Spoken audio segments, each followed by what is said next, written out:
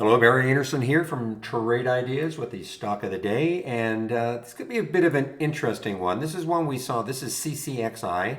Saw this one in the pre-market. It had some news. You can see the pop it had in the pre-market.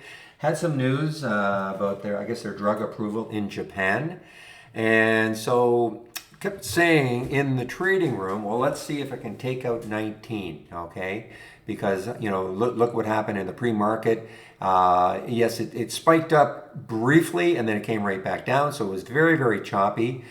More importantly, though, why I was really kind of interested in this one, this could be one of those ones that, could be good going forward. Look at the gap. Now this, I don't know what happened back in May. I can't remember, but this got absolutely thumped last May. It was a 49, almost a $50 stock, got all the way down to 9. It's been recovering a little bit each month, but today it did have some room. So I guess the idea now is that, who knows, maybe if this news is good enough to sustain it, keep going. I'm not saying it's going to fill this void in completely, of course, but it might sustain the interest and start to at least fill in this void somewhat. So this could be a stock to watch going forward on it today. Not bad. I mean, on that 19 break, you could have got in just over that 19 break, traded some out at 1960, and I don't know where this is going, but the longer it holds 19, the better for this. So this was a stock of the day,